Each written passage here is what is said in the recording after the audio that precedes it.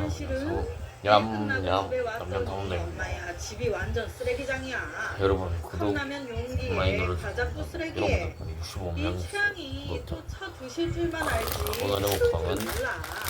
우든 씻기도 집에 얼마나 안 씻는지. 라면 나는 여자 중에서도 이렇게 그리고 안 씻는 사람이 있는지 소세지. 몰랐네. 거기다 일 끝나고 왔을 편의점에서 때 사는 1,000원짜리 여자친구가 짜잔 소시지 저녁을 차리고 이런 거 사 먹으세요. 웃기는 소리. 저녁도 이거 3,000원만 쓰면 내가 소시지 3개 사줬어. 3개. 그 와. 시간 동안 최양은 가족 4명이죠. 그러면 4개. 컴퓨터야. 5,000원이면 5개. 와. 진짜 가성비 지기죠. 그러니까 1,000원짜리 내가 게임을 더 소시지가 어디 못해. 있습니까? 야, 편의점에. 여기가 CU 편의점보다 CU 게임 편의점에. 여러분, 예. 진짜 이러다 보니까 여러분, 다른 편의점 가면 이거 얼마인지 압니까? 게임밖에 안 하는 거예요. 반면 2,500원, 3,500원 그게 없습니다. CU 편의점 가면 있죠. 이 소시지가 얼마냐면 1,000원.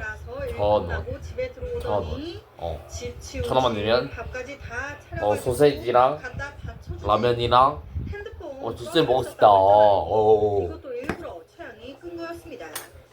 그냥 연락 오는 것마다 다 짜증나니까. 그리고 내가 집에 안 들어가면 엄마나 다 전화 올 거 알고 그냥 꺼놨던 거예요. 여러분 사먹는 거 보세요. 왜 1,000원짜리에도 소시지 진짜 우리 집에 맛있습니다. 와. 있다 좀 데려가라 라고 말을 안 한 걸까. 와, 박 씨가 꽤 오래 혼자 살았어요. 여자친구가 늘 있긴 했었지만 요 근래엔 좀 뜸했어. 이때 여자친구가 없었어요. 그 상황에서 20대 초반에 너무나 귀여운 그녀가 생겼습니다. 거기다 그녀와 지금 한 집에서 같이 있잖아요. 집안 살림이나 씻진 않았지만 그래도 뭐 한 집에서 남남마냥 뭐 떨어져 자고 있겠습니까? 아, 남자들이란 다 그런 건 아니지만 못 참겠다 진짜 싫다 하다가도 다른 연인들 마냥 또 할 건 해줘. 그냥 그거 딱 하나. 밤에 막 둘이 막 뽕냥뽕냥. 그런데 여기서 내가 경찰한테 사실대로 불면 경찰이 그녀를 집으로 데려가려고 할 거 아니에요.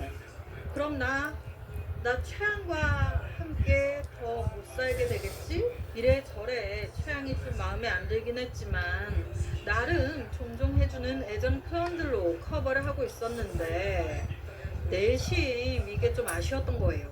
그런데 이것도 한두 번이지. 함께 있는 그 약 2주 동안 와 점점 심해져. 더 이상은 못 참겠다. 이대로 가다간 내가 무슨 이 집에서 쫓겨나겠다. 그래서 경찰한테 몰래 전화.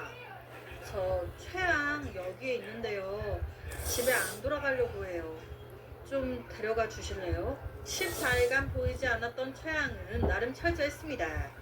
PC방에서 박 씨를 만난 날 자신이 사용하던 게임 계정의 아이템들을 전부 다른 곳으로 옮겨두고 박 씨 집에서 단 한 번도 나오지 않았어요. 그러니까 찾으려고 해도 이게 찾아지겠습니까? 어쨌든 15일이 경과했을 때 가족들은 어이없는 소식과 함께 딸을 다시 만났습니다.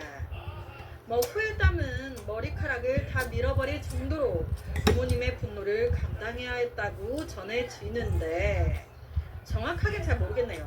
물론 거짓으로 혼선을 줬던 박 씨도 벌 받아야죠. 그런데 별다르게 그런 게 없는 거 보니 그냥 경찰분들이 다음에 또 그러면 혼나요? 한 소리하고 끝낸 것 같더라고요. 기가 막히죠. 뭐 무사히 돌아온 건 세 가지 정말 너무 맛있습니다. 다행이에요. 그냥 하지만 평범한 소세지랑 무슨 일이 난 줄 알고 마늘 맛이랑 동네가 골렘. 발칵 뒤집히고 경찰 인력까지 투입된 결과가 단순 가출 로맨스였다는 게 이게 너무 허탈한 거죠. 이번 일은 단순 해프닝으로 끝났지만 부모와 자녀 사이의 대화 부재 그리고 온라인 세상에서의 관계가 현실로 번지는 위험성을 보여줍니다. 누군지 알고 어떤 사람인 줄 알고 어떤 삶을 산 사람인 줄 알고 귀신보다 사람이 더 무섭습니다. 현실을 피하려고 만든 파라다이스는 결국 현실 앞에 무너질 수밖에 없습니다. 오늘 제가 들려드릴 이야기는 여기까지입니다. 어떻게 들으셨나요? 오늘 영상에 대한 여러분의 의견 많이 남겨주세요. 댓글과 좋아요는 제가 준비하는데 정말 많은 힘이 됩니다. 매일 저녁 9시 모미지 업로드 구독과 좋아요 그리고 새로운 영상이 업로드 될 때마다 띠링띠링 알려주는 알람 설정까지 한 번씩 부탁드립니다. 내일 저녁 또 다른 이야기로 찾아뵙겠습니다. 내일 봬요.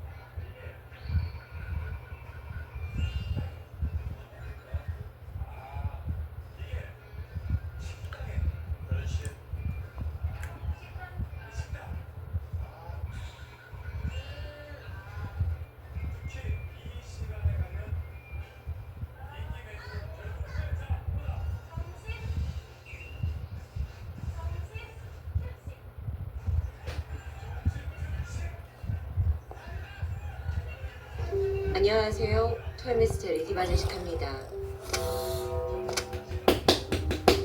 경기도 부천의 한 아파트 엘리베이터에서 2014년 2월 집으로 귀가하던 29살 A씨가 목이 졸려 살해된 채 발견됐죠. 이 사건을 조사하던 경찰은 엘리베이터 CCTV를 통해 그녀와 함께 여기를 탔던 러시아 남성 B씨를 범인으로 지목합니다. CCTV를 보니까 A씨를 살해하는 장면, 그리고 그녀의 가방을 들고 도망가는 장면까지 고스란히 찍혀 있어요. 범인을 쉽게 잡은 건 다행이었습니다. 하지만 문제가 있었는데 러시아 사람인 B씨가 이미 고국으로 출국해버렸기 때문입니다. 그래도 그는 증거가 명백한 살인범이었기 때문에 법무부는 러시아 당국에 범죄인 인도를 신청하게 되는데 결과는 거절이었죠. 사실 한국과 러시아 사이에 범죄인 인도 조약이 존재하지 않았기 때문입니다. 근데 그렇다고 한들 살인범이란 사실은 결코 변하지 않는데요. 다행히 법무부가 포기를 하지 않았고 계속해서 러시아 측에 CCTV 자료와 또 사건의 부검 결과를 전달하면서 B씨의 수사를 강력히 요청합니다. 그렇게 다음 해인 2015년 10월 B씨는 러시아 검찰에 의해 살인 혐의로 기소당했고요. 마침내 현지에서 무기징역을 선고받게 되죠. 일각에서는 이때 오히려 러시아에서 재판을 받은 게 다행이지 않냐라는 의견도 있었습니다. 한국에선 여러 절차적인 문제 때문에 솜방망이 처벌을 받을까 우려됐기 때문이겠죠. 어쨌든 그렇게 현지 교도소로 옮겨진 범인 B씨. 그가 수감된 곳은 러시아의 흑돌고래 교도소라는 게 알려지면서 또 한 번 크게 화제가 되었습니다. 러시아와 카자흐스탄 국경에서 가장 가까운 도시, 거기에서부터 다시 차로 7시간 떨어진 외진 곳에 있는 이 교도소. 정식 명칭이 좀 긴데 오렌부르크주 러시아 연방교정청관할 교도소 넘버 6. 여긴 유명합니다. 무려 277년 전에 지어져서 아주 유서 깊은 곳이에요. 근데 좀 그거하고는 상반되게 이 흑돌고래가 마스코트로 자리를 잡아서 귀여운 느낌이 나죠. 인터넷을 찾아보면 건물 외벽도 핑크여가지고 자칫 좀 오해를 살만합니다. 아이들을 위한 공간인가? 하지만 이곳에서의 수감 생활은 결코 귀여움이라고 찾아볼 수 없습니다.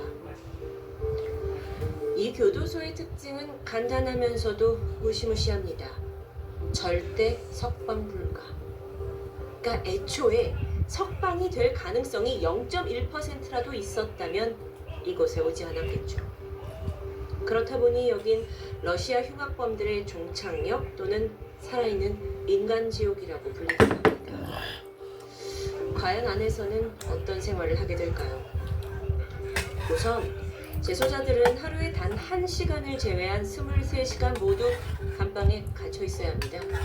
그것도 1.5평 남짓한 이 좁은 공간에서 2명이 함께 생활을 해요.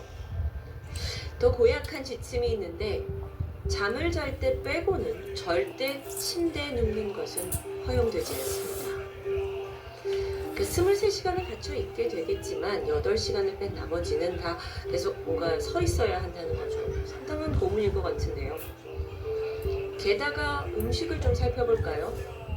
이 배식은 사진처럼 마치 짐승우리에다 식량을 넣어주는 것처럼 제공됩니다. 메뉴는 빵과 스프로 매일매일 드세요. 어차피 교도소는 이들한테 음식을 주는 이유는 그냥 죽지 말고 생명만 유지해라 라는 뜻이기 때문에 맛이나 메뉴에는 전혀 신경을 쓰지 않는다고 합니다. 사진 보이시죠? 모든 수감자들은 내부에서 이동을 할 때 눈에 안대를 차고 허리를 굽혀가지고 다녀야 합니다. 90도 정도로 아주 많이 굽혀요. 이 이유는 아예 교도소의 구조를 파악할 수 없게 하려는 거죠. 탈옥을 방지하려는 겁니다. 물론 구조를 안다고 해서 탈옥이 가능한 건 아니지만 이 잔인한 곳에서는 매 순간 죄수들에게 인간 이하의 처참한 대우가 벌어집니다. 이렇다 보니 한번 이 흑돌고래 감옥에 들어가면 죽는 날까지 하늘을 제대로 볼 수 없다고 합니다. 그나마 이들에게 유일한 낙이라고 할 수 있는 면회. 면회 또한 1년에 딱 한 번만 가능하고 4시간이 주어지죠. 신체 접촉은 절대 금지됩니다. 그들을 감시하고 있는 교도관들은 항상 실탄을 장전한 총을 차고 있는데요. 혹여라도 행동이 의심스러우면 바로 사격이 가능하고요. 내부에서 폭동 같은 일이 발생하면 즉시 러시아 특수부대가 출동합니다. 너무 좀 잔혹한 게 아닌가 싶지만 그만큼 이 감옥에는 쉽게 용서받기 힘든 아주 무거운 죄를 진 사람들이 오는 곳이란 거죠. 좀 더 알아보니까 재소자들은 죄목에 따라서 교도소 내에 암묵적인 계급을 가지고 있습니다. 예를 들어 미성년자 성폭행범의 경우에는 최하위 대층이에요. 그래서 정말 토할 것 같은 냄새가 나는 이 재래식 화장실 청소 같은 굳은 일을 해야 해요. 참 사실상 이 안은요 너무도 철저하고 삼엄한 통제가 이루어지는 곳이기 때문에 아예 여길 들어가서 견디지 못하고 자살을 시도하는 재소자도 다수 존재한다고 합니다. 지난 1996년 러시아에서는 아예 법적으로 사형제도가 폐지됩니다. 그리고 이 법을 공표한 지 5분 만에 여기에 수감 중이던 재소자 한 명은 그냥 스스로 목숨을 끊게 돼요. 내가 이런 곳에서 평생 살아야 한다는 것 자체가 사형 선고와 다름없다고 느꼈기 때문입니다. 이 외에도 오래 수감 생활을 하다 보면 정신이 미쳐서 결국 스스로 목숨을 끊는 경우도 적지 않습니다. 그런데 자살마저도 결코 쉬운 일은 아니에요. 교도관들은 15분에 한 번씩 순찰을 도는데 누군가 자살 시도를 한다 하면 즉각 와서 어떻게든 살려낸다고 합니다. 자, 그러다 보니 여기서 죽을 수 있는 유일한 방법은 단 한 가지. 차라리 간수에게 대드는 거예요. 폭력적인 행동을 보여서 간수를 위협하면 그 자리에서 사살당할 수 있기 때문입니다. 그런데 더 지독한 게 있는 걸 깜빡하셨나 봐요. 설령 죽는다 해도 이 감옥을 빠져나갈 순 없어요. 좋아요. 교도소 내에 공동묘지가 있어서 재소자는 죽어서도 여기에 많이 묻히게 따라주세요 여러분. 결코 그럼 이것을 빠져나갈 수 안녕. 없다라는 말을 완성합니다.